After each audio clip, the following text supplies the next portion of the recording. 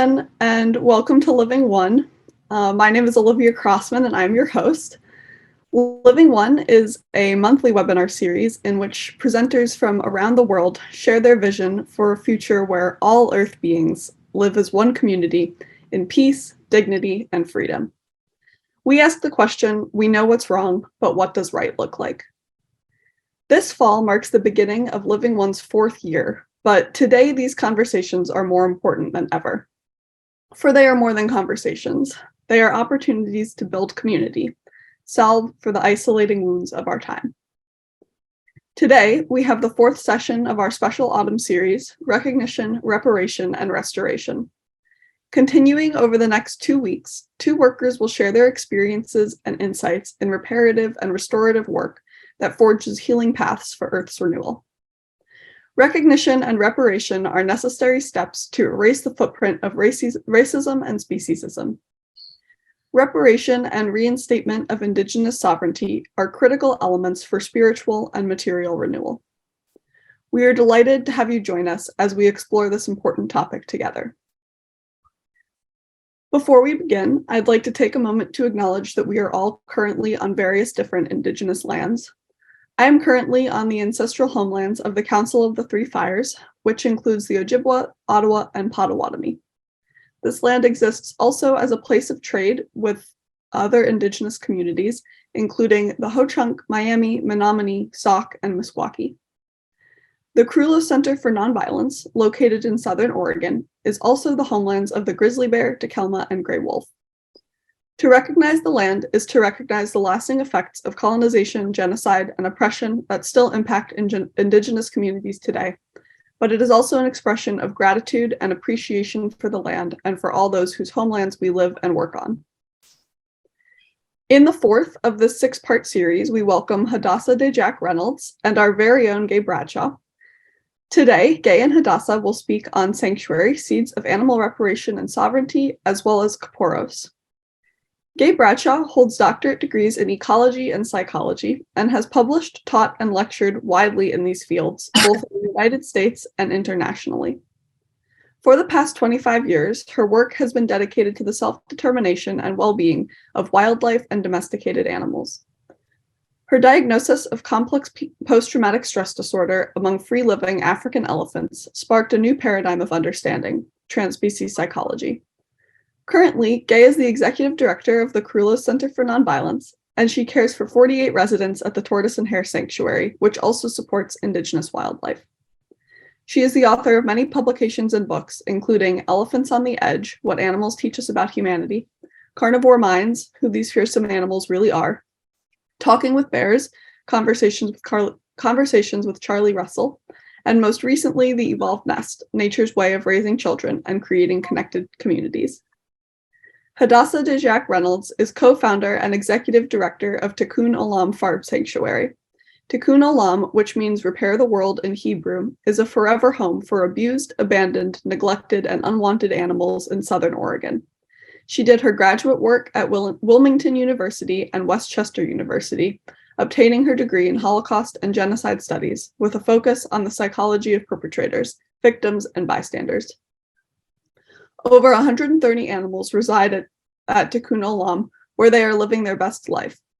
Hadassah's insights into human trauma and genocide inform her mission to create a healing community where all beings, human and non-human, are welcome. Before we begin, let me share a few logistical notes. Gay and Hadassah will be speaking for about an hour, after which we will open for a question and answers period when you are invited to type your questions into the chat, which we will read after the presentation, or use the raise hand option if you'd like to ask your question yourself. Also, please note that this Zoom session will be recorded, so if you would feel more comfortable leaving your camera off or changing your Zoom name, please feel free to do so. Finally, we ask that unless you are currently speaking, you keep your microphone muted to avoid any unintended interruptions.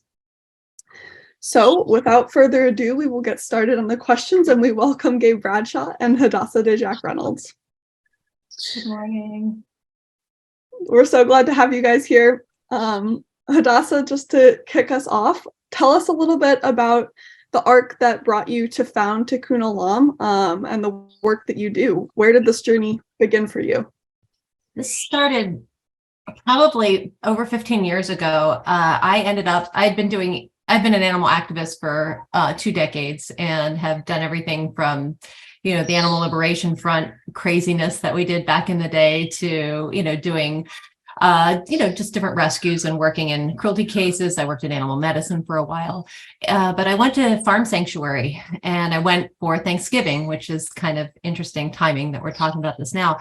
And it was in New York. I lived on the East Coast at the time, and I went to their Thanksgiving event, and we went and saw the sanctuary first, and you visited, and they did a celebration for the turkeys, and they fed the turkeys. And then we all went back and had awesome vegan food, and there were speakers, and it was just this magical moment. And I realized this is what I want to do with my life. And now I'm doing that with my life, and it's just exciting. And I just want to just point out that this year I had always hoped to be able to offer an event that was so transformative for me, which was the celebration for the turkeys and a vegan Thanksgiving event for community. Because 20 years ago or 15 years ago, when we did this, being vegan it was so much more underground, and there weren't as many options available. But I always wanted to create an event that for other people in the area where I was living. And this year is my first year being able to be, our sanctuary is settled enough that we have a vegan Thanksgiving event that we're offering, and we're doing a celebration for the turkeys, and we are doing a vegan potluck, just like the one that I went to over 15 years ago. And it feels really beautiful. And I feel grateful to be able to do this work here in Southern Oregon. That's beautiful. Oh my gosh, it really came full circle this year. It really did. That's so exciting. So tell us a little bit about Tikkun Olam, and tell us a little bit more about what that means, like how you landed on the name, and I guess if you had any vision in mind when you were founding the organization. Well, Tikkun Olam is a cornerstone of, I'm Jewish, and it's a cornerstone of Jewish philosophy, so to speak. You don't have to be religious to want to embody this meaning, which means repair the world. And we feel that we've been charged, the Jewish people have been charged with creating change and hope and repair in the world. And I think the only way that we're ever going to see peace is if we stop causing violence, doing violence to all beings, not just human beings. We have to take this to the next level and stop harming non-human beings as well, because if we're willing to harm the least of these, we can always other someone. And so my work in Holocaust and genocide studies took me to that belief, because if we look at any genocide that's been done, what is always done to the victim is othering. And there's usually an animal metaphor. Jews were referred to as rats in the Hutus and Tutsis. When we saw that genocide, they were referred to as cockroaches. So there's always referring to the other as an animal. But if we stopped harming animals, then we wouldn't have the other. So we should be kind to all beings. We shouldn't harm any beings. That was super important part of us forming this, because I came from an Orthodox Jewish background, and I do love our traditions, and I think they have application outside of our own community. I wanted to bring that to the greater community. So that's where, Tikkun Olam and offering opportunities around, like we do Shabbat on Friday nights, and we are going to be offering when the weather gets warm again, we want to do a monthly Shabbat for community, Jewish or not, because it's really fun to get together and eat good vegan food and celebrate together. So that is the human element. The most important part is the work we do for the animals. We rescue, as you said, abused, abandoned, neglected, and unwanted animals. And we had over 130. Now we have over 140 animals, and we rescue birds. Our primary focus is rescuing chickens from Kerulos and working to put an end to this religious ritual slaughter, which I'm sure we're going to be talking about later. So we have 5 birds that are coming in from this year's Kerulos rescue, and we took in a little goat with deformed legs, and we just did a cruelty case a couple of weeks ago, and we took in a few turkeys and a couple more chickens. So it just bumped our numbers up to 140. So anyway, that's where we are right now. That's so exciting. The community is really growing rapidly, it sounds like. It needs to slow down. Well, you mentioned Kerulos, and I know you've been working with Karen Davis, and who we had on Living One a few weeks ago, and the Alliance to End Chickens is Kerulos. So for our listeners, if we don't know, what is Kerulos? So Tortoise is a ritual slaughter that is done every year. It's a Jewish atonement ritual, and the word Tortoise means atonement or to make void. And this has been done for thousands of years. So I want you to get the magnitude of what we're up against trying to bring this to an end. This has been done for thousands of years. And it's when a chicken is taken and sins are the chicken is brought in. I'll go into the ritual more in detail later, but I'll just give you the brief overview now. A chicken is brought in, sins are transferred to the chicken is held, circled around the practitioner's head 3 times, 7 times, or 9 times, depending on the custom of the community. And then the chicken is slaughtered. And it is an absolutely horrific and violent ritual that is done every year in Jewish communities around the world. The largest population of Jews in the United States, Orthodox Jews in the United States that do this is in New York. So that's where we focus most of our efforts. But, the Alliance to End Chickens is Kerulos, and United Poultry Concerns, we focus all of our energy there. But that is the basic overview. I'd love to tell you a little more about it later, but that's basically what the ritual is. It's killing chickens en masse for sins. Yeah, absolutely. And how did you initially become involved with this movement and Karen Davis? Well, I started working with the Alliance actually last year. We had been bringing Kerulos survivors to Southern Oregon for the past, we have 6 generations right now. We have 6 generations of Kerulos survivors living at the sanctuary. So we've been doing this for a while, but we were working with individuals who are helping us bring birds across the country. And initially we were only bringing them to our sanctuary. And then I realized, wow, if we do this right, we could network with some of the really good sanctuaries in the Pacific Northwest and start bringing birds, all, more than just the ones for our sanctuary, but for other sanctuaries. And I ended up getting involved with the Alliance through an activist friend of mine who has been working with them for a while, Jill Carnegie. And we partnered last year and were able to bring over 30 birds to the Pacific Northwest. And so we work together, and we also help, we help because we all have contacts all around the country. I have more contacts through the sanctuary world, and they have their contacts, and we work together and collaborated and found homes all over the country. But my primary focus is getting them to the Pacific Northwest. And then once they're here, getting them transported to homes everywhere from Washington to California. That's great. That's such inspiring work, and I'm sure it's such a lot of preparation must go into it. What is it like for you getting ready it's to move awful. I bet. your life from August until we're on the Jewish calendar is a lunar calendar, so Kerulos never is the same day every year. Kerulos is done right before Yom Kippur, which is the holiest holiday for on our Jewish calendar. And after Rosh Hashanah, between that time and Yom Kippur, there's a week. And there's a few days where the chickens are brought into New York City. There's over 100,000 that are brought in to New York City alone. And they, so that they can be used for this ritual. What we do is we get activists trained to be able to go in and work with these animals, either by feeding and offering water, because during the time that they're there, they have absolutely no access to shelter, food, or water. And they are often in those crates for a week, sometimes even a little bit longer.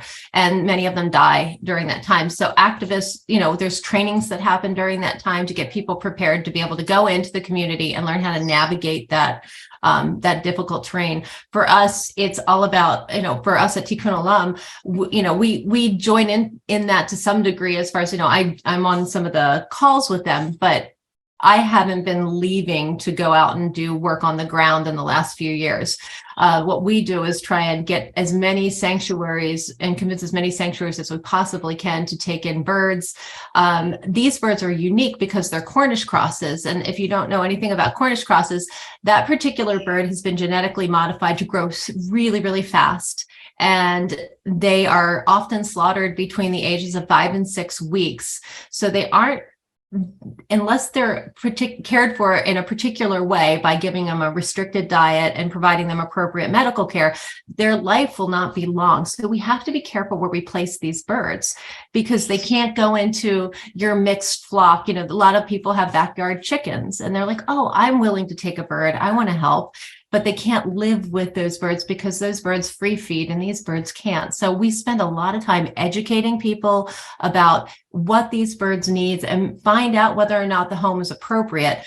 We largely work with sanctuaries at this point, and sometimes we'll try and see if we can fundraise for them because maybe they need an extra building to be able to have these chickens housed separately. So we help them fundraise and help them find, get appropriate housing and educate them on their unique, dietary and medical needs. And then there's the organization of transport, which is a thing. Fortunately, there's a wonderful guy that has been helping the last couple of years, and he's done the drive from New York to the Pacific Northwest on his own. But then they have to land at a foster sanctuary, and then there's the arrangement to get all the birds placed in the appropriate homes. So it's a lot of work between August and October. My life is not my own. I feel like all we're doing is focusing on Kerulos. And then there's the education piece, because that's when people are primed to listen to the information. I'd love to talk about this in January when we have some downtime, but people aren't as interested then because it's not up and coming. People will want to talk about it when it's happening. So you have to be available to have these conversations in the middle of all your planning and preparing to bring these birds to the Pacific Northwest. Absolutely. And that sounds just like such an undertaking. I get why you say your life is not your own. That really is it just sounds like an incredible amount of work, but such a good outcome. So you mentioned a lot about the ritual aspect and how long-standing it is. If you want to tell us a little bit about the ritual of Kerulos and where that came from and everything. Well, so it came from, there's a legend, a Jewish legend about Azazel, and he was this demon, and the Azazel ceremony involved 2 goats, and they used to draw lots, and one goat would be sacrificed for God and the other goat was sacrificed for Azazel. And this is based on like a pagan superstition, believe it or not. So the high priest would place his hands on the goat that was going to go to Azazel, and that would symbolically transfer the sins of the Jewish people to that goat. And then they would send the goat out into the wilderness, or they would throw him off a cliff, which is heartbreaking, but that's where the scapegoat comes from. So if you've heard the term scapegoat, this is where it came from. The goat was considered to be a bribe or a distraction from Satan, and that's so God would pass favorable judgment on righteous Jews. So Kerulos with chickens is a reenactment of the Azazel ceremony. That's ultimately where it came from. But Kerulos has not always been done with animals. I mean, it has been done with grains because there were holdovers from pagan practices where grains were used, and they used to take grains and put them in sacks or sprout them on a wreath, and then at a certain time they would throw them in the water because they used to believe demons lived in the water. There's this whole thing about demons and Satan, so they would throw this in the water, and that was supposed to help pass favorable judgment. So it can be done even to this day by Jewish law. It can be done with a potted plant. This ritual can be done without using animals. Why chickens are used, they used to use other animals that would have been considered appropriate for the temple sacrifice, such as sheep and calves. But they stopped doing that because it's prohibited to slaughter animals like that because the temple had been destroyed. You don't need to have the whole Jewish history thing, but that's why they switched to chickens. Chickens are not going to be confused with the temple sacrifice, and chickens are also ultimately less expensive. So that is why they were used. And so I mean, I could go into this in greater detail. It used to be done by children. Now today, it used to only be done by children, and then it was only done by the patriarch. Today, it's necessary for every single family member in an ultra-Orthodox Jewish community to do this ritual. And the thing that's so disturbing is if you're pregnant, you're expected to use 3 chickens, because you have to do one for you and one for each potential gender of unborn baby. So a hen for the mom, and a hen and a rooster for the unborn child. So 3 chickens for a pregnant person. And the slaughter is just, it's hard to describe if you haven't been there. There is makeshift Kerulos centers set up throughout New York City, and they have chickens stacked in crates. And the ones that are on the bottom are getting pooped on, and they can't, they're, from the other ones. So the ones on the top are exposed to the weather directly. The ones on the bottom are getting covered with feces.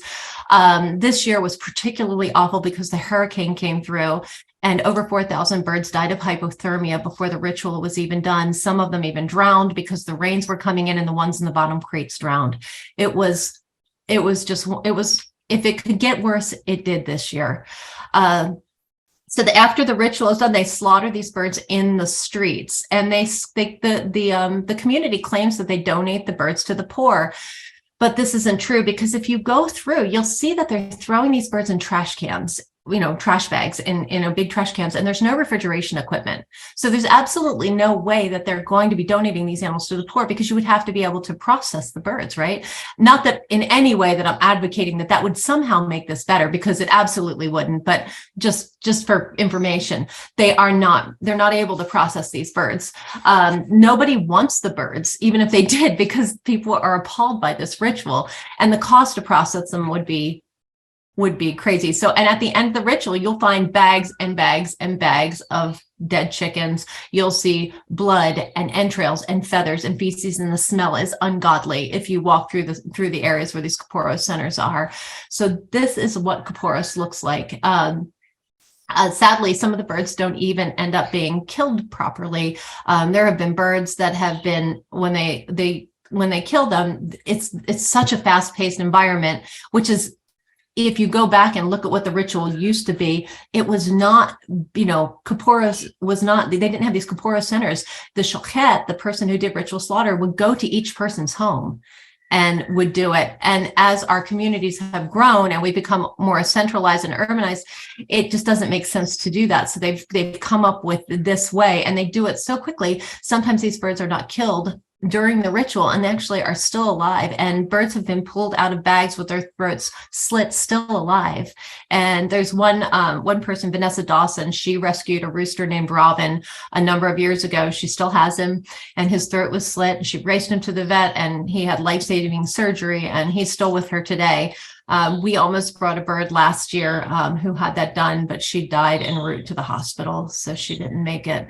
But this is because of this, it's because of the fast-paced killing centers, this happens. It happens that they sometimes don't survive. They also are at risk for suffering from fractures, broken wings, broken legs, just from the way that the birds are held. They pull their wings behind their back and circle them around their head, and their delicate wings are not made to be bent like that. And sometimes their wings will break.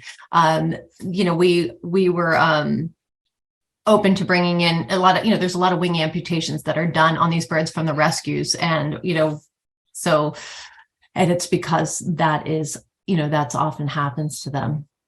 I can go on, but I should let you ask me another question or however much you have, it's so interesting to hear about. And it's just like, so upsetting to hear what they go through. And it seems that this ritual really is so deeply, ingrained. What do you think are some of the roadblocks? You mentioned how long this ritual has been in place. In part, what do you think some of the roadblocks are to ending it or shifting to a nonviolent approach?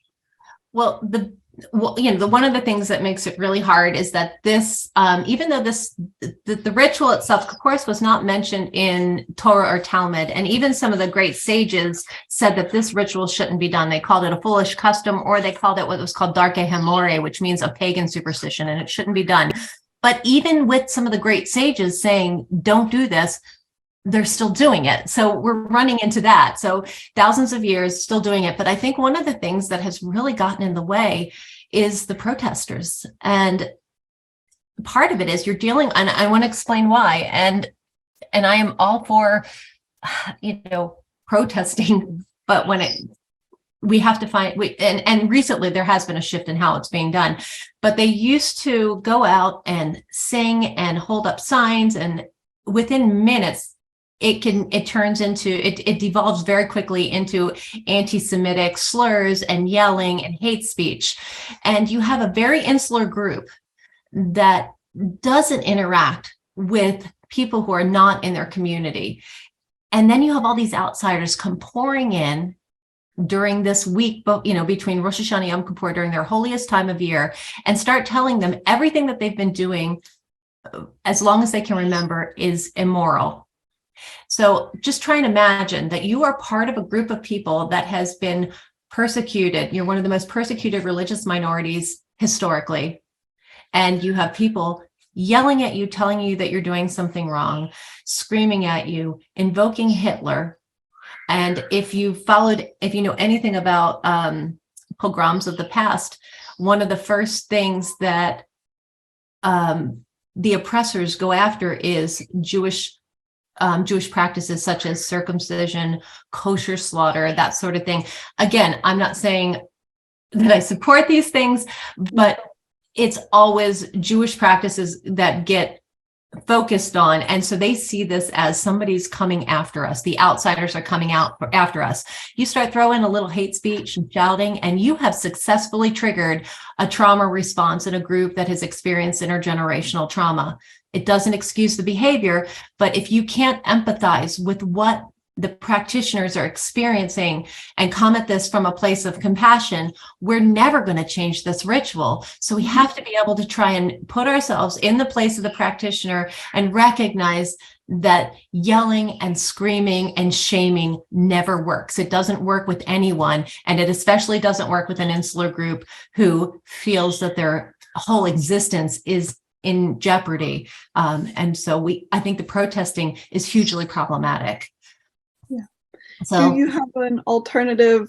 So do you think that the people should still protest, but protest in an alternative way, or is there a better way to be involved than going to the protests? Well, there's a few things that I think we can do to help transform this ritual. One is the protesters have taken a shift. When it first started, that was what they did, the signs, the protesting, the yelling. But now we're seeing people going in and offering watermelon and water to the chickens that are locked in the crates. And instead of going in and engaging with the practitioners, they're feeding and watering, and they're demonstrating compassion. And that has provided opportunities for dialogue to happen. And so if we can come about this, and it's always about being compassionate and pro-social. What can we do to get people to recognize that what they're doing is wrong? Don't point out, and we don't have to point it out. We can just demonstrate it through our compassion. So, so that's what most people are doing now. They're going in, feeding the chickens, watering the chickens. And if respectful dialogue can happen, that's outstanding. So that's one thing that we can do. Another thing is, if you're Jewish or you're active in any Jewish community, even if you're not, is we need to practice this ritual. And there's a way you can do it that is in alignment with Jewish law, and that is using money. You can use coins. We always say coins, not chickens, or money, not chickens. You can use money. We like to see people donate in multiples of 18 because that is the traditional Jewish way. 18 equals chai, which means life, which is, I think, a beautiful thing. So let's see people use money. And how are we going to do that? The people that do the ritual get to define it. So if you're standing outside and complaining about it and protesting and saying, you're bad, this is wrong, don't do this, but you don't practice the ritual, then the people that do the ritual get to define it. What I'd love to see Jews doing, and even non-Jews, if you're involved, if you have a Jewish partner, you're involved in a community, let's do Kapporos. Let's make sure that we don't, when I talk to Jews about this, you'd be shocked at how many people have absolutely no idea what I'm talking about. They've never even heard of Kapporos before, but they're appalled when they find out about it. So if you don't know about it and it's not part of your religious experience, you need to make it part of your religious experience, because if we do the rituals have powers. That's why we do them, right? So rituals have power, and that's a great way to put that ripple effect out into the world. So let's do the ritual. Let's do it loudly and proudly, and get every community that we can involved in practicing a nonviolent, compassionate approach to Kerulos. We are hoping to. We had a conversation during the Kerulos craziness with a couple of people from Jewish Veg, and what we would like to see happen this year, and I'm hoping that we'll both be able to follow through with this, is start a national campaign trying to get synagogues all over the country, more liberal synagogues, involved in Kerulos and doing Kerulos, so that we can start to define what we want to see. Like, be the change you want to see. It's so cliche, but it's such a simple truth. Let's be the change. So let's start doing this ritual. And we've been doing it for the last 2 years in Southern Oregon. And the first year we only had a few people show up. And this last year we had 2 synagogues participating, and our numbers more than doubled, actually more than quadrupled. We had a great showing, and that's what I want to see us do. I want to see us show up and do it. That's so exciting, and definitely seems like a really powerful shift that's taking place and getting people more active. And so do you think the money is the best nonviolent alternative to using chickens? I know you mentioned earlier plants and grains that were also used. Is there a benefit to using the money as opposed to those other alternatives? Absolutely. And thank you for asking that question. The money gets donated to charity. So absolutely. And that's a key piece with, with Kerulos and in Jewish practice is tzedakah, or, charity, giving money to charity. These chickens don't get donated to the poor like they were supposed to, but the money absolutely would. So you can give it to, like if you're practicing Kerulos, give it to the Alliance to End Chickens as Kerulos, or local farm sanctuaries who are rescuing Kerulos chickens, or to your synagogue, or whatever. Donate it to the poor, whatever you want to do. But I think money is the best alternative for so many reasons. One, the idea of circling a potted plant around my head and throwing it in water just feels really weird. The idea of doing it with money feels really weird too, but at least at the end, I have something that I could do with it, and I can say, hey, this is helping this particular organization. And because it has been done in Orthodox Jewish communities with money in areas where chickens either weren't available, or the community had been targeted by pogroms and they couldn't actually bring chickens, and they have done it with money. So and there are Orthodox communities, just so people know, there are Orthodox communities that do this with money. Not everybody uses chickens. So it's already built into Jewish law, and it's a known quantity. One of the other reasons that they want to use chickens, this is one last thing, and this is esoteric, but and something most people probably wouldn't know, but I'll tell you one of the other reasons is that when the animals slaughter and the blood falls on the ground, there was a thing in the temple when they did ritual sacrifice, when they sacrificed animals in the temple, they take dirt and they throw dirt on the blood. And I could go into why, but it really doesn't matter, because ultimately that was considered a mitzvah, a good deed, to be able to do that. And because there's no more temple sacrifice, the only opportunity to be able to throw dirt, or in the cities, they don't really have dirt, they use sawdust, to throw that on the blood is when they sacrifice birds during Kerulos. So it's the only time that they get to do this additional mitzvah. And if they stop doing Kerulos with chickens, that mitzvah goes away. And I know if you're not part of one of these communities, that just doesn't make sense to you, and it doesn't have to, but just know that these things, these rituals, these traditions are deep and they matter. And that is what we're up against. We have to have we're going to have rabbis from within that start to speak out and say, hey, let's try and do something different. Yeah. And do you see that happening? It sounds like the shift is taking place even within the communities. Very, very slowly, if at all. I see them digging in more than I see them coming around, to be perfectly honest.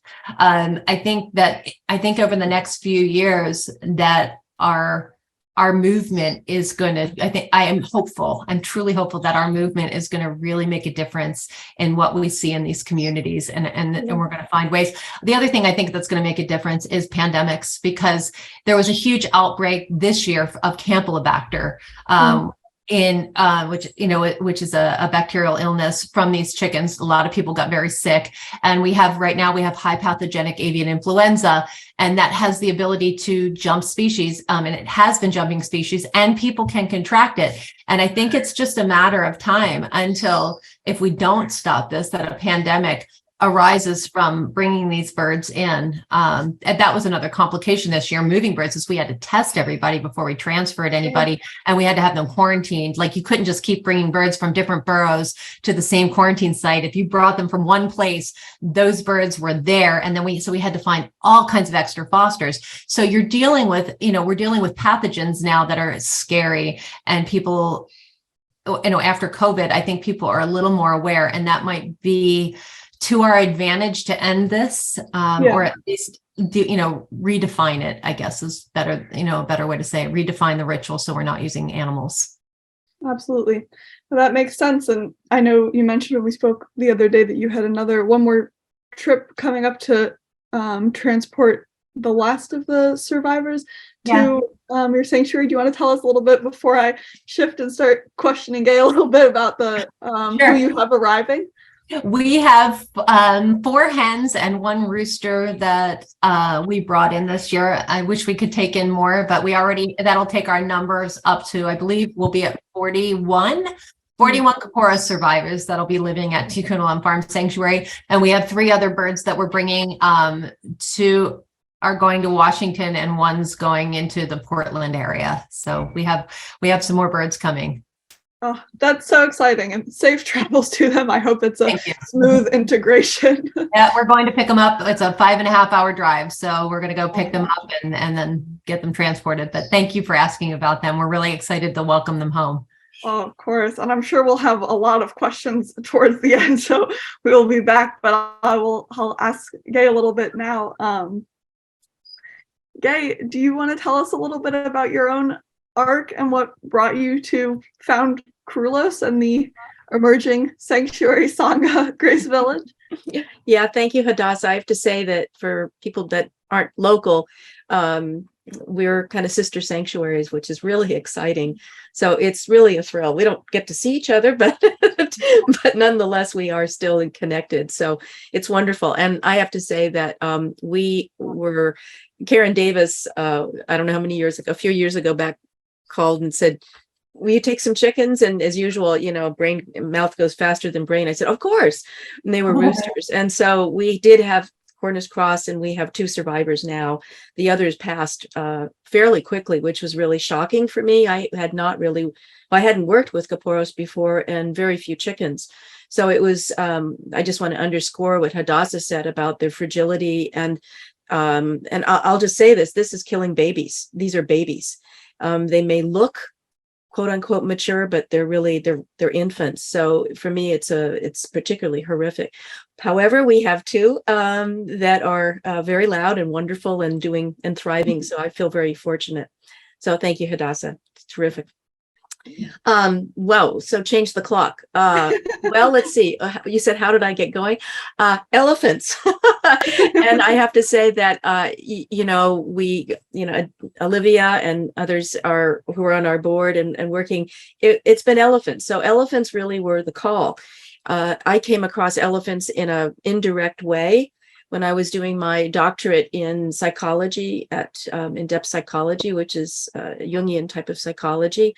My dissertation was on elephants, and that came kind of from the unconscious because I had traveled to South Africa years before on a project with the National Science Foundation to look at lions.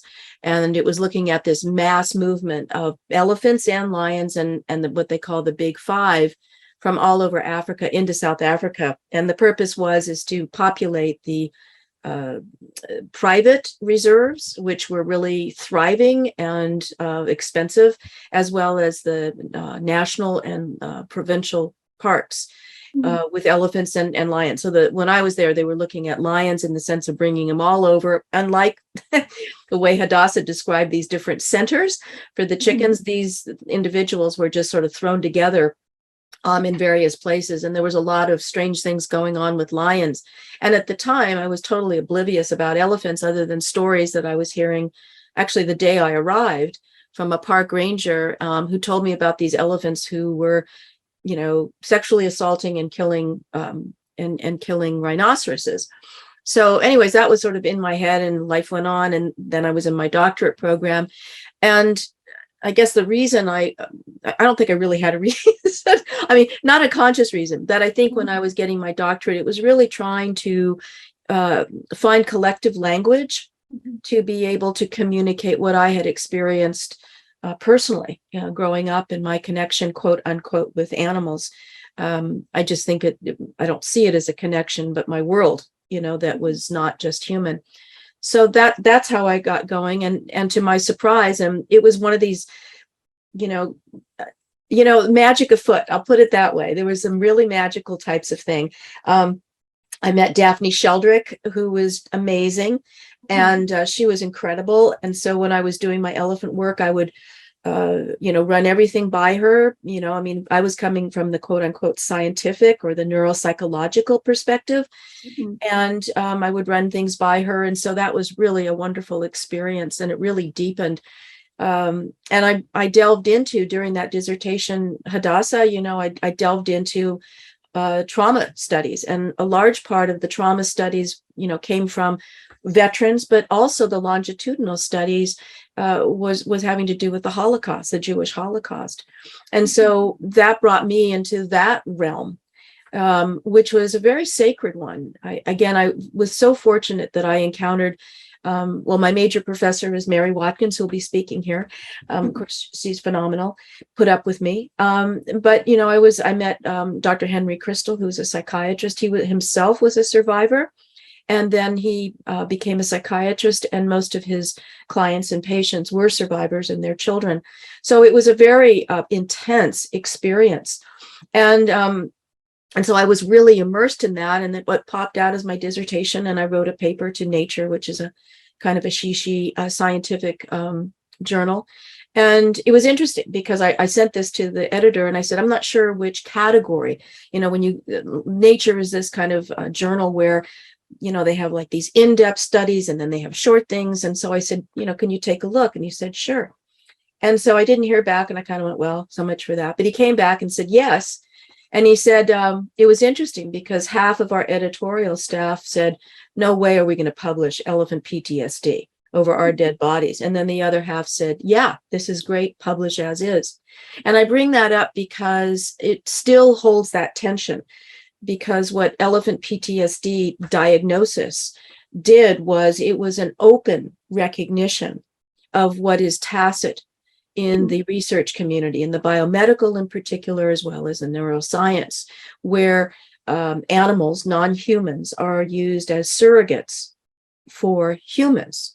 And so essentially they are understood as having the neural substrates, the brains, all that stuff, including octopuses, by the way. You name whatever animal, and mice and worms and planaria worms, Olivia, and yet they do the studies to really probe and find out how the human brain and body work. And then when the study is done, then they parse things out so that the animals behave and that the humans have psyche. So elephant PTSD was open recognition that they have what we have. The other finding of that, in other words, I call that one mind. So we really have what it was is an open statement and recognition that they have the same capacities, substrates that we do for thinking, feeling, and everything.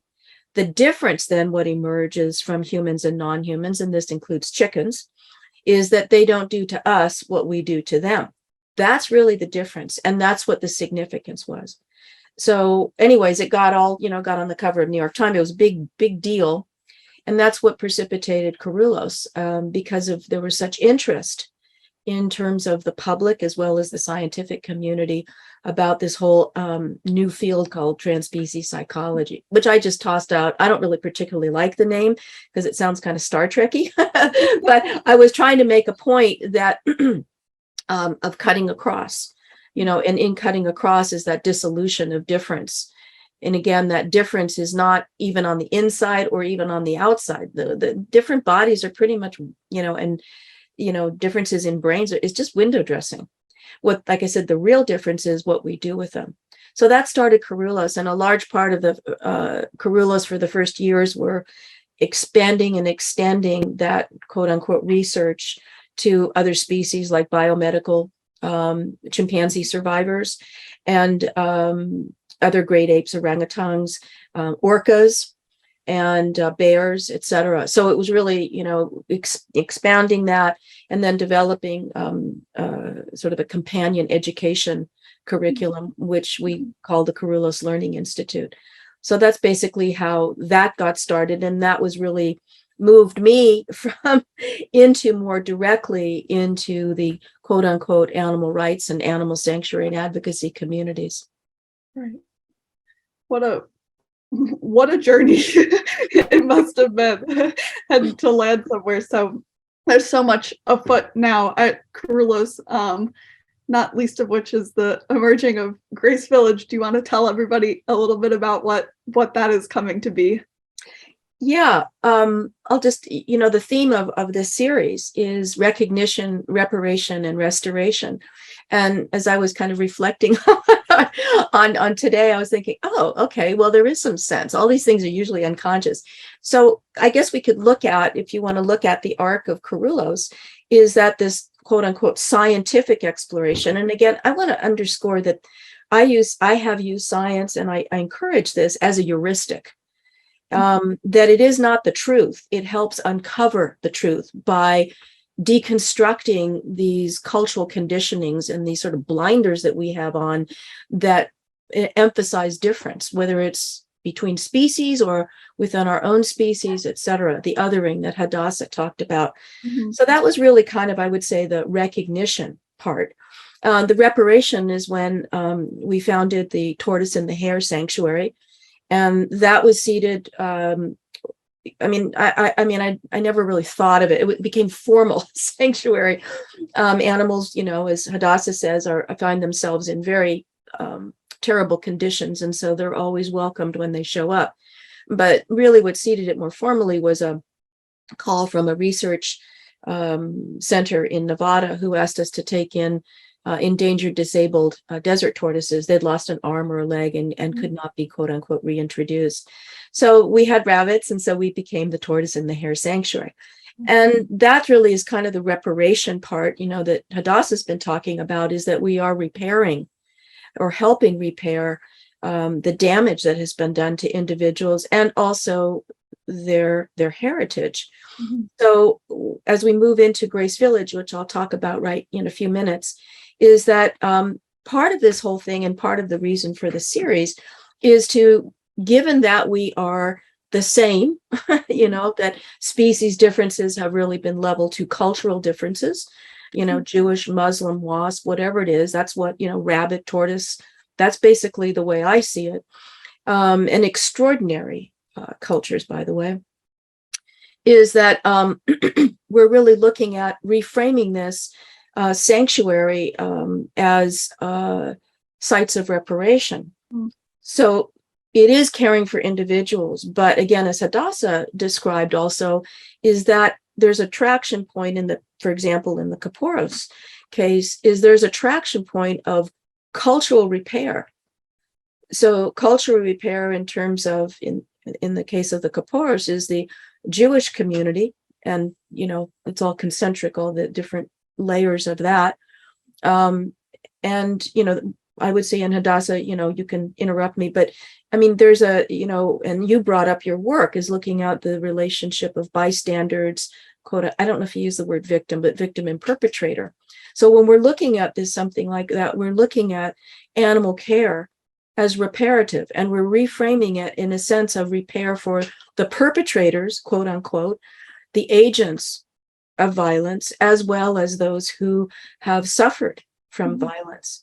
And so sanctuaries, really, I see them as centers for human recovery and human emergence and human revitalization at a very profound level, where humans can be something other than whom they've been. Mm-hmm. And I think that that's really how we're also reframing veganism, that veganism as such is really a byproduct of something, this deep psychological and cultural transformation and reparation that's going on. So that's really exciting. And the other thing, which before I go into Grace Village, is that we're very, and Hadassah, we can talk, I can talk about more, but that it's more than just these individuals, or rather these individuals are these points of transformation, where, when we care for a chicken that has been the Cornish cross, well, all of them, but particularly the Cornish cross in this case, we're helping undo this heritage of trauma that they have suffered. And so this is really a way, through human transformation, to not only stop the violence, but undo this deep, deep violence, which has characterized and defined so much of humanity. So this brings us into the realm of the restoration, which is in our work of, we're looking at it from an indigenous perspective, focusing on wildlife, but also with my colleagues and friends, Mary Beth Timothy, who's a Cherokee artist, and Joe Mitchell, who's a Muskogee Creek. And Joe, the three of us have been working on Sacred Bones, which I can maybe talk about later, which integrates wildlife sovereignty reinstatement as well as indigenous human tribal reinstatement. So we're talking really about a very profound movement and transformation of humanity. And I have to say that I was listening to this one fellow. He's a Sami, it's an indigenous group in in Sweden, but also I think in parts of Russia, and Finland. And, he was talking about that this is a unique time in history. Who knows? But at least from our mole's eye view, is that we are, that there's that depth of wisdom and depth from the indigenous tribal perspective, the animals included. And then we have this amazing, bizarre, evolution of human consciousness by this dominant society, which has been going on for 10,000 years, which is earmarked by onset of agriculture. Who knows? Maybe someone sit around the fire 10,000 years and go and say, hey, I wonder what would happen if we looked at this guys, that we're different and separate and better than every other animal or plant. What do you think? Who knows how that gets started? People talk about a virus. That sounds pretty logical to me. But anyways, so that's that recovery from that. And so this Sami activist was talking about how, we're at this point where we see these things. Oh my gosh, wow. We're at this cusp where now there's all these different reparation movements, whether it's gender Me Too, or it's the buy land back from the tribal people. This is in North America. So we're having all these reparative movements of saying, hey, this dominant thing that has been defining this now defines a global reality, false and destructive one, but a global reality is crazy. We don't want it anymore. So we're at this point of this intersection, which is we make a choice. We don't want that way. We don't want to go down the technological route. We're making a conscious choice and saying, we want to embrace the deep wisdom of nature and return with those insights, not the tools, but with the insights that brings us into harmony, that brings us back into nature's ethics and principles. So that arc from recognition, reparation, and restoration, which makes Kerulos look really organized and planned, but it's not. It is really what our sort of, this is our transformation, is we're bringing these together. We're bringing sanctuary, science, parenthetically, spirituality. From our perspective, it's non-denominational, but it's based in tenets of Buddhism and other practices. It's mindfulness. And we're bringing that together in activism to become a center. I mean, we are, but to really integrate those elements to become a center of reparation and contemplative activism. And that's where the nonviolence is rooted. This whole idea of nonviolence is that to understand, to make these decisions is to go into practices with, clears our heads, clears our minds, the stuff that's all out, it's all stuffed in there from cultural conditioning, and go into this open space that is shared by the rest of nature. And from that vantage, from that point of stillness, is to make these choices, to be able to see and to act. And that's what, I've coined nature consciousness, because that to me, in the contemplative practice, is my experience. And, individuals, like Vine Deloria is a friend and mentor of mine, Charlie Russell, who worked with the bears, that when you go to that space, that's where the tortoises live. That's where the rabbits live. That's where the chickens live. Now, obviously, when they're traumatized and stuff, they're forced into this madness that we're in. But, that's their home. That's the space. That's the root. And I think evidence for that is the ability for most, okay, I'm just saying most in quotation marks, for most animals who have sustained terrible trauma, as Hadassah described, they have this wellspring of life. They love life. Now, there are individuals, when they're damaged and they're tired and they've had a long lifespan and they're quote unquote ready to go, that's a different kind of thing. There are parrots, cockatoos that I worked with, which commit suicide. These are individuals who are they've suffered so much in the arc of the way they were raised and their family, and they're, awful. And they are psychotic. I mean, they're just gone, they're just gone. So there are individuals, the way I wrote about in Carnivore Minds, like Tikkun, the orca. And that really struck me, that Tikkun, he killed 3 people. And the most sort of sensational was this woman named Dawn. I've forgotten her last, Bradshaw, I think it was. And historically, orcas do not kill humans. So you look at all the tribes around the world who interact with orcas, the indigenous people, there's not one record of an orca killing a human. And they have plenty of chance. Not only do they have plenty of chance, but they're very effective. So don't mess with an orca. You know what I mean? They go after big, these, they eat, unfortunately, but that's their job, great white sharks, who are no, slouch when it comes to, getting around with teeth. So Tikkun was an orca that knowingly killed this woman. And that was, the way I interpret it, was breaking the taboo. For whatever reason, this is just phenomenological explanation or description. So he specifically killed her.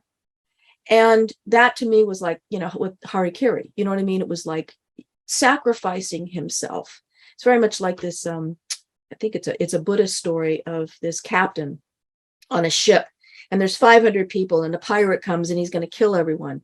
So the captain kills the pirate to save the people. And in so doing, he sacrifices himself to take on the pirate's karma. So he's trying to save the pirate from having the karma of killing these people. And so in some ways, I think Tikkun was like that. So there are individuals who, as I quoted Emily Dickinson, that the plank of reason is broken. But in general, and this is Elephants in Sanctuary, you'll see that they have this amazing ability to recover, and recover is, kind of a relative term, but they're able to live again and thrive in a way. So to me, the reason why is because they really are rooted in this space, this deep space of presence.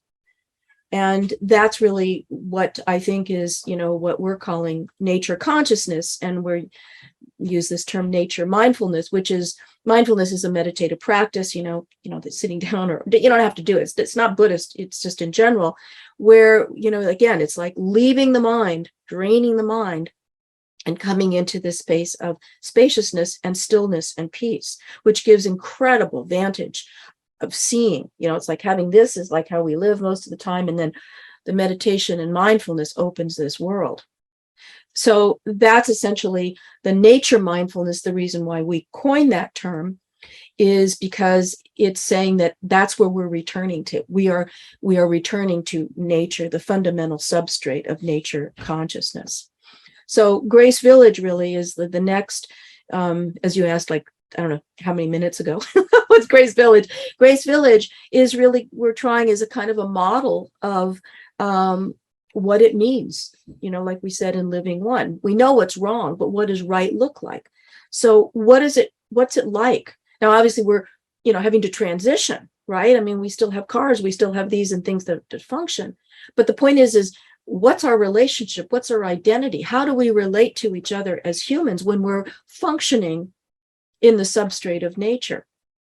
When we are being guided, when animals, non-humans, and the plants and land, when they are our thought leaders, our change agents, what's the transformation that happens with us? What do our relationships when we deprivilege the human-human relationship?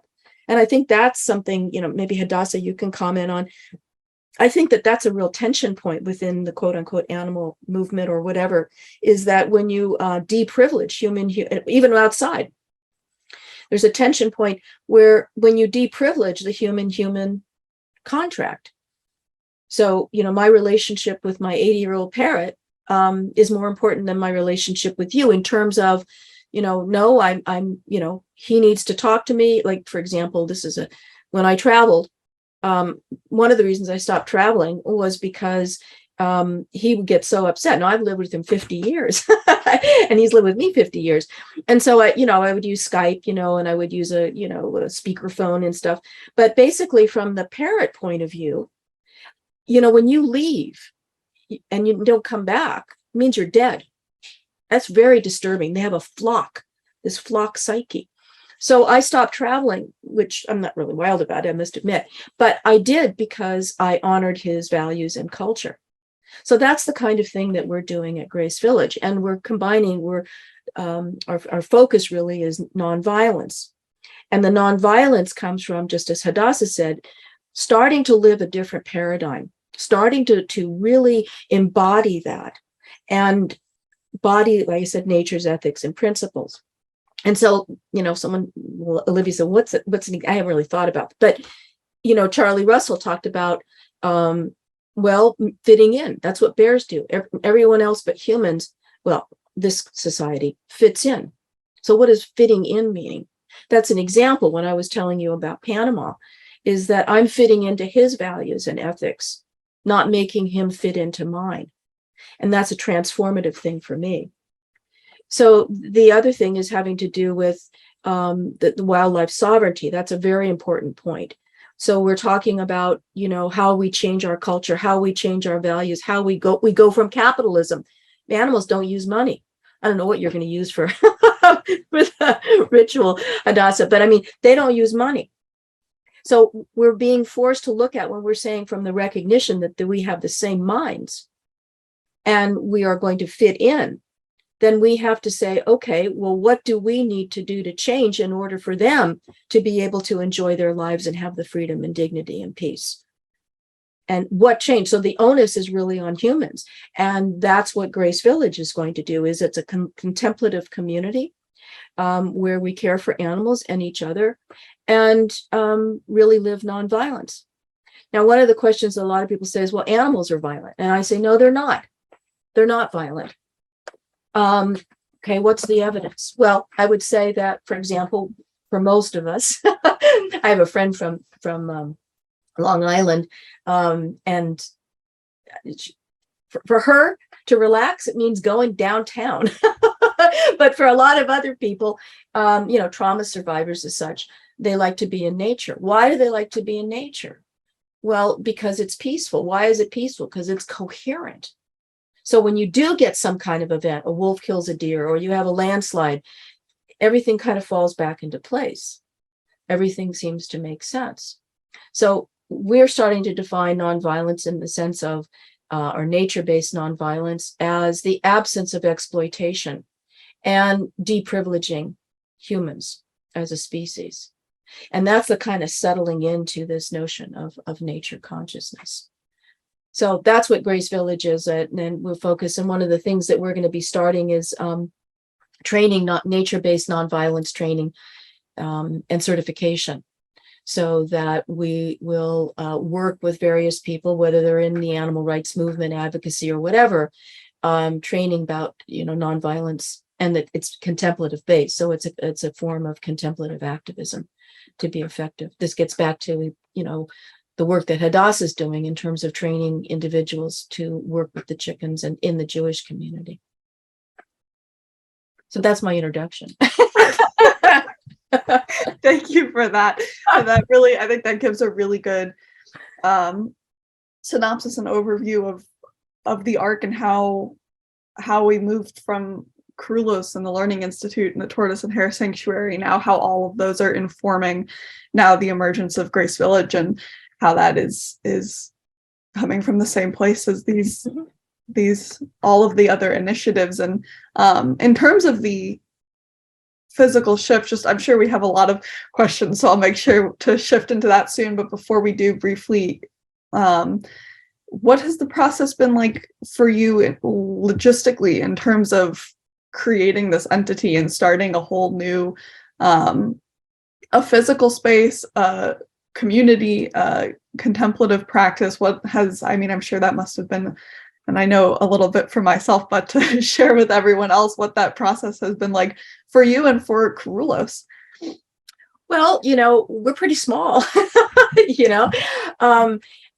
example, for our residents, this shift, which, for me, I've been a quote unquote active meditator, I guess, 20 some years. For them, it's all better. I'm not so neurotic.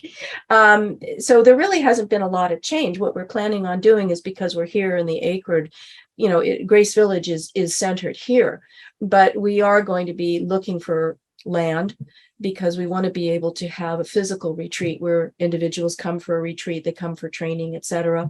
A lot of our work, of course, a la COVID, as well as just our ecological footprint and practicalities will be online. So there hasn't been a lot of change here, but what is changing is Kerulos is more of an us, as you know, which is really exciting. It is really developing a community.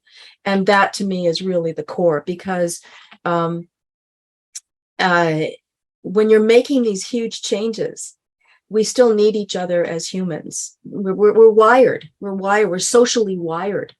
And so a lot of people who are wanting to make a shift, wanting to do things differently, it's really hard. How do you do things differently? I'm still living in a cabin. I'm still using the Zoom. So, having a community is also, and, even engaging in things like the Tortoise is, it's really difficult. This is talking about changing realities. And so from that perspective, what's so wonderful about Kerulos is it's really seeding a community. So physically we're here, and but we're looking for land. That's what we're going to be doing. We'll be doing our nonviolence training and certification, and a couple of other programs, initiatives as well. But the big shift will be finding the land. It will be expansive, so we can have people come and stay in sort of much like Plum Village, which is the Buddhist, Thich Nhat Hanh's in very, well, there's different ones, so that people can actually live in community and be together. For me, it's fantastic, because you, Olivia, Deeksha, who's also on our board, you're younger than me, a hell of a lot younger than me. It's really exciting. Jenny Wiegand, who's our board president, Deanna Hewlett, who is leading our Mariposa meditations, as a yoga mindfulness teacher of many, many years. It's just really exciting. It's just all of a sudden things are coalescing, and it's really a community, and it's a very porous community because it has all these different facets that engage other groups. So again, one thing's exciting for me is that this is no longer an animal rights. It's no longer animal advocacy even, although that focus is still dominant. It's really seeding a new culture. So that to me is what's so fantastic. That's just great. That is great. It's so exciting, and really the more we hear about it, the more we talk about it, it really sounds like it's becoming a forum, and it's so exciting. And I'll just say, thing is that, this is, like the book I wrote with, I wrote it because Charlie had passed, but Talking with Bears, Charlie, Charlie was phenomenal. And he really lived nature consciousness. He would roll his eyes if I told him that, contemplative activism, he would just go crazy. But that's it. And those are the difficult questions that we're going to have to work with each other. We're not, this is the tribal type of thing too, is that there's tribal land back and whatever, and there's the traditions in certain tribes of hunting. But is that appropriate? Those are kinds of things, how do we work those edges? So that's what really Grace Village is about. Our program, Sacred Bones, is kind of a vehicle for that. Like I said, working with Mary Beth, who's Cherokee, and Joe, who's Muskogee Creek. And that's really what it is. So again, Grace Village is a container of support for us to come together in a space where we can look at these difficult edges, very much the way Hadassah is talking about, creating that space where we can start to, everyone put their defenses down and do some community problem solving. Absolutely. And that seems like a very foundational aspect of just the path forward into a different world, a new world. And thank you so much for sharing all of that, and Hadassah as well. These have been such incredible conversations. If we have any questions from the audience, please feel free to type into the chat, or you're also welcome to raise your hand and you can ask your own question verbally. I'll leave a couple minutes for that.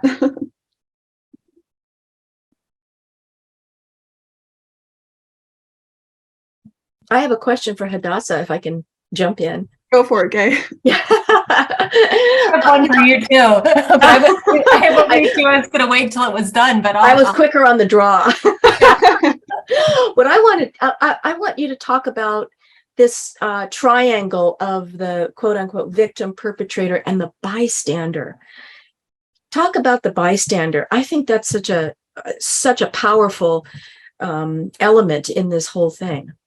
I think it is the key element in the whole thing, because the perpetrator and victim, there's a relationship, and there's a dynamic that goes back and forth, and whether or not the victim doesn't have power, but there still is a relationship. The bystander chooses to witness and do nothing, and that's just mind-blowing to me. And I have such a hard time. Of the two, I understand the victim and I understand the perpetrator, and the bystander is intellectually the one that I struggle with the most, because I'm someone that has always gotten involved and have never been able to sit back and not engage, though I can think of times that I chose not to. And I know that it causes such discordance for me that, I struggle with those moments when I look back and say, hey, when did I not step in and when did I not say something?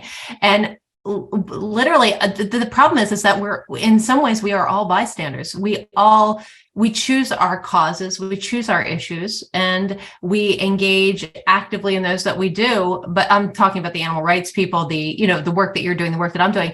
We choose what we choose and we put our time into that, and we can't do everything, but we all function in that role in some way. Oh, that's really awful.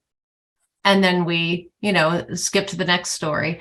When it comes to animals, because, and animals being used in ritual or being used for food, we're enculturated to believe that is appropriate. And we have, a lifetime, hundreds of thousands of years of being told that this is okay. It's a lot different than, rituals that have only been around for maybe thousands of years. We've been told that it's okay to eat animals, and you're going to try and untrain that. It's hard to. That makes everybody a bystander who participates in it. And psychologically, the cognitive dissonance is what gets in the way and what makes a person a bystander. We allow that to come up and to protect us and shield us from feeling that we're not doing the bad thing. So therefore, our role is inconsequential, and really the bystander, I think, it has the most significant role because they do nothing. And and there's so many, and numerically speaking, there's so many more bystanders than there are perpetrators. And then we could go into about eating animals, but everybody's a perpetrator there, right? It's complicated. I find the bystander piece the most interesting and the most disturbing at the same time. So it's really a casualty of reductionism, like you said, cognitive dissonance, because we do have psychological conditioning to compartmentalize. Now, that's a survival element, just what you said. I mean, okay, I know all this is going on, but I'm going to focus on this, right? So we're really talking about, that's where sort of a kind of a, don't you think, a kind of a ontological trauma is coming? Because when we break down those compartments, right, we're talking about, I just made up the word ontological trauma. I was putting it together. I'm like, okay, that works. Whatever that is. But it is, in a sense, I mean, this is what, people talk about overwhelm, but is that, to me, that's that's a fundamental shift that we're undergoing in our culture when we're talking about wholeness and holism and oneness. Well, if we want people to not be bystanders and we want them to be active, we have to be super careful about our messaging, because messaging is everything. If you shame someone, they're going to continue to stay in their bystander role, right? They're not going to be active because they don't want to. People want to be called in, not called out. So we can find ways to engage. We can get people out of their bystander role and help them become engaged in a pro-social act. So, can I ask you a question?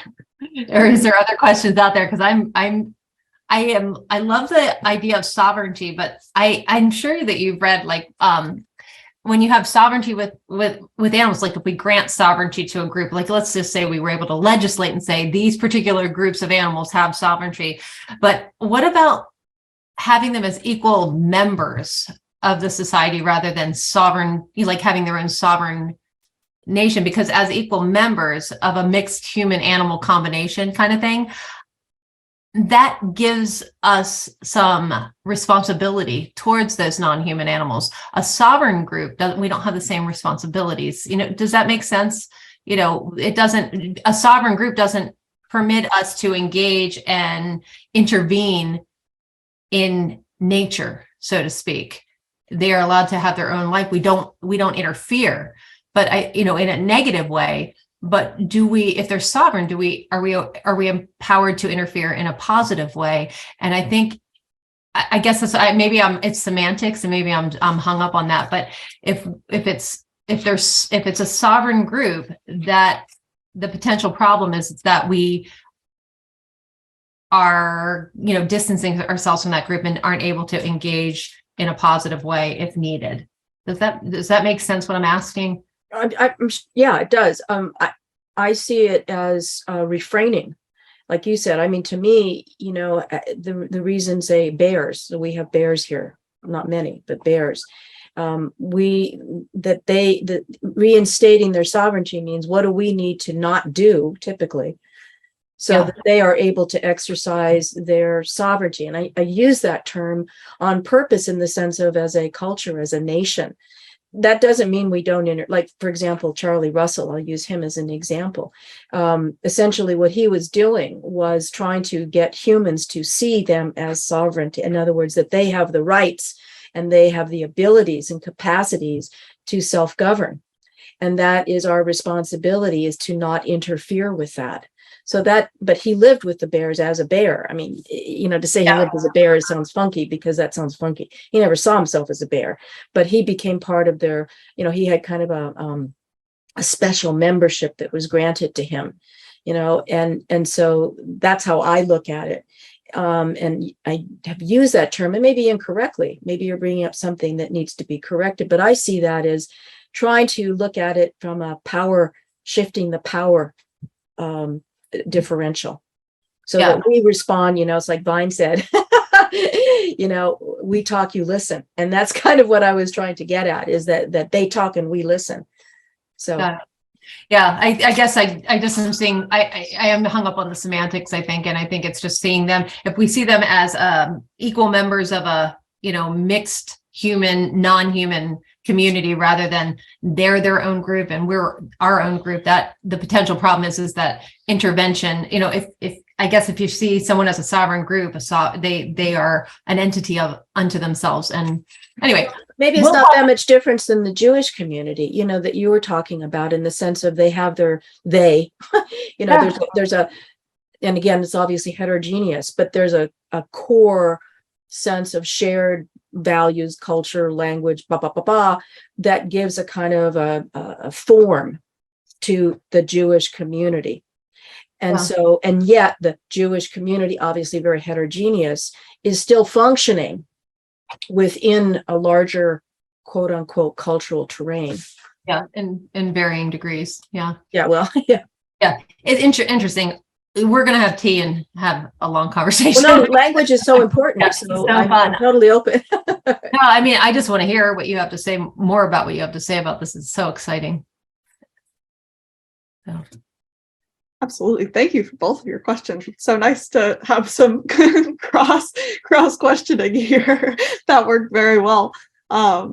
I know Jane was asking in the chat, when will the nonviolence course be released? That sounds wonderful to take. And Gabe Diksha was able to answer that a little bit, but if you have any more you'd like to add about, I guess, the timing for the courses. We're intending to, we're going to have a pilot probably in September, and then make it available in October. Mm-hmm. Beautiful. August or September. I think that was August is the pilot, and September we'll have that. So it's coming up, and definitely, as Diksha said, Jane, there's a lot of courses through Kerulos Learning Institute that can be good supplements or prerequisites if you're interested in starting down that path. Nina, I know Diksha typed a question into the chat, so I can read that out. She said, "Hello, I have a question, and this is for both Hadassah and Gay, I suppose. What is something you've learned from this conversation from each other that you would be interested in integrating into your own work?"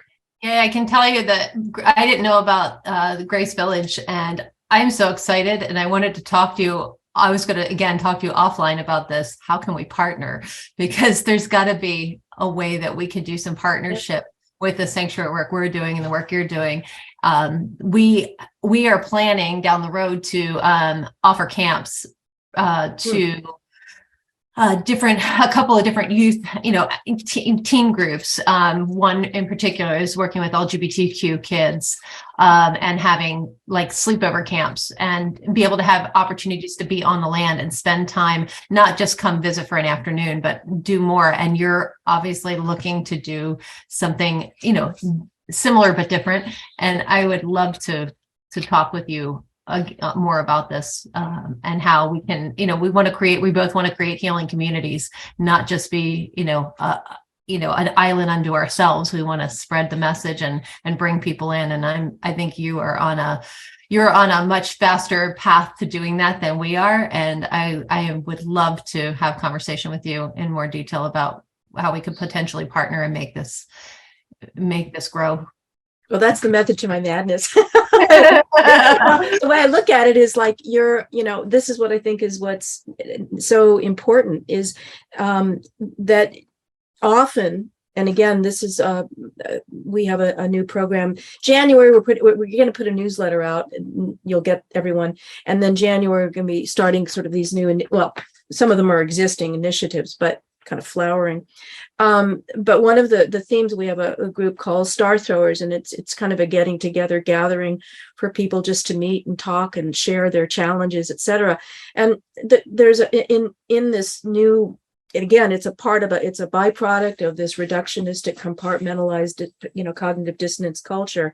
And so there's a sense of isolation and alienation.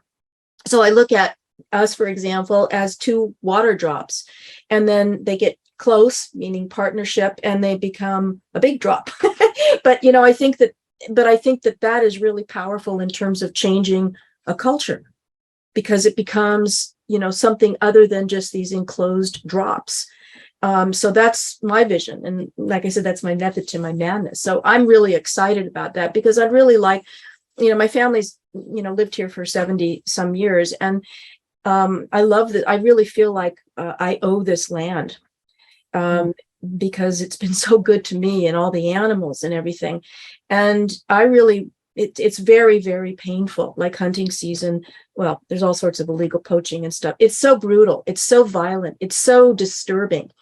And I see that there's a pervasive attitude of people love it here, but they don't really, that's a different misnomer of love. It's a love that serves, not a love that springs from mutual care and nourishment. So that's what I see. So what did I learn? It just, all this does is I want to spend more time with you and figure out these partnerships and really try to seed something that will turn us and other small groups in from a set of islands, an archipelago, to a real, a continent in that way.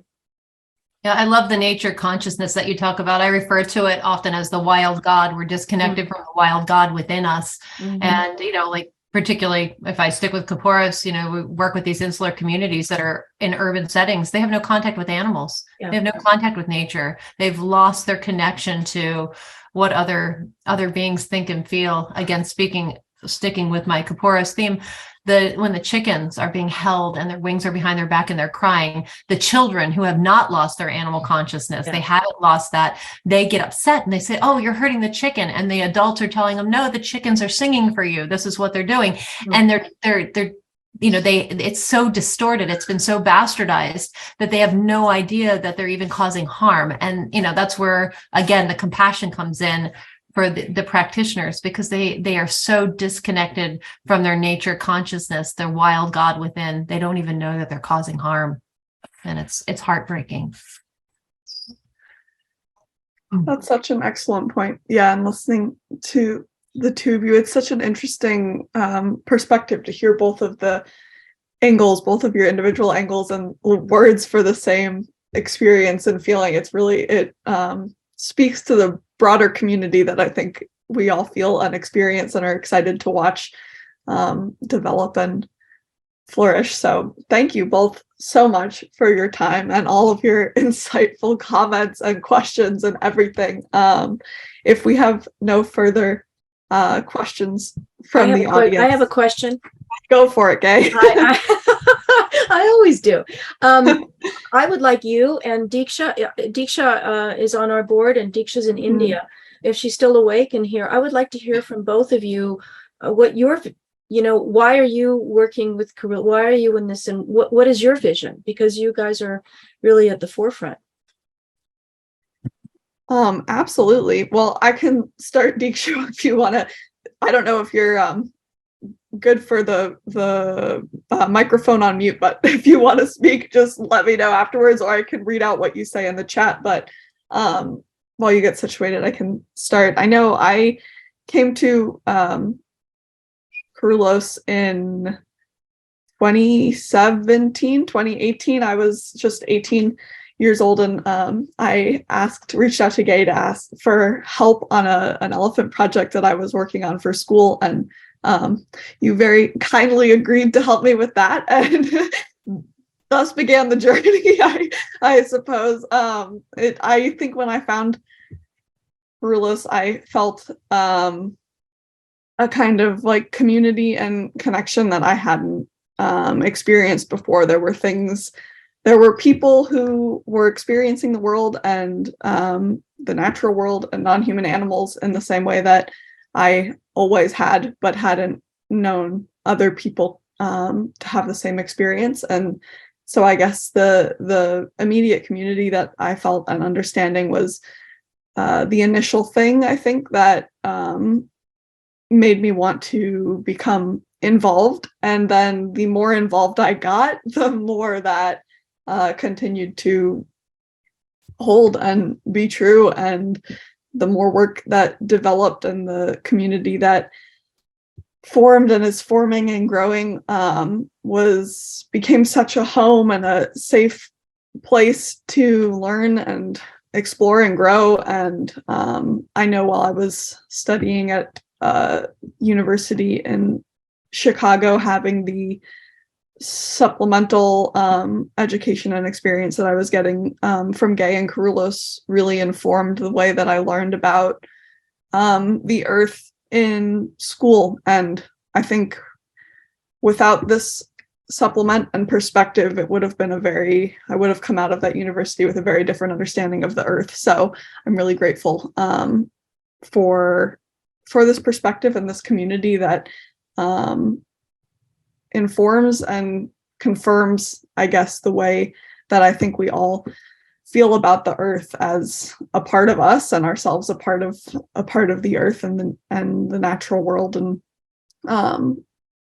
letting that be what it is, not shutting it down or changing it or having it conform to what's useful in the day-to-day. But I think that's what's been one of the things, at least, that spoke to me initially and continues to from Kerulos and Gay, of course. Wow. Diksha. That was beautiful, Olivia. Thank you. Can everyone hear me? I know the voice might be a little finicky in and out, so I do apologize. All good, Diksha. Oh, okay. Well, I completely echo everything Olivia has said. I think I had met Gay at the start of this year, actually, and I had recently quit a job that was totally in something else, and I didn't know where I was going, but I came across Gay's book, Elephants on the Edge, and it changed my life. So I randomly, reached out to her, and she very quickly responded. So with such enthusiasm and authenticity, and I think that's where we started talking. And very similarly, as I kept getting involved, I know originally I wanted to work at a sanctuary with elephants specifically, just because I had so much love, and I still have so much love for them and all beings. As I got involved, I realized this is truly a place of belonging and safety, and where everything fits so perfectly. All the puzzle pieces just worked very well together, and I had never experienced anything like this before. So there's nothing that would ever make me, that hasn't and ever will make me want to leave. So, I'm taking it one day at a time, and every day I love it more and more. I fall in love with everything, this entire community, more and more. And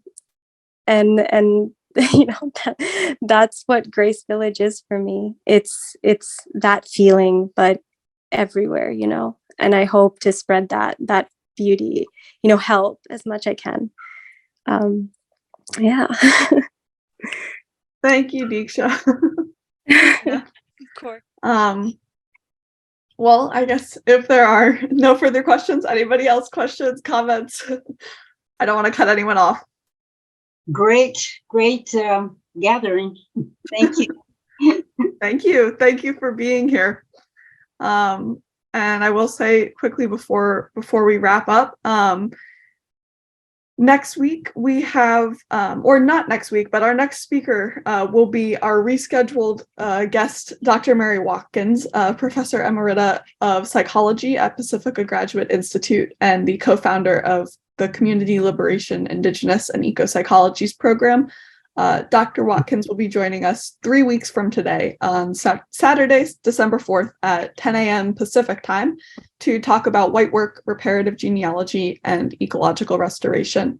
But once again, thank you everybody so much for being here. It's been a joy. Hadassah, thank you so much for taking the time to speak with us. It's so great to hear all of your insights and about your incredibly impactful work. And Gay, as always, thank you for being here and sharing with us and telling us all about Grace Village and Kerulos's journey. It's been a joy to talk to all of you and see you all here, and we look forward to having you on a few weeks from today. So thank you very much.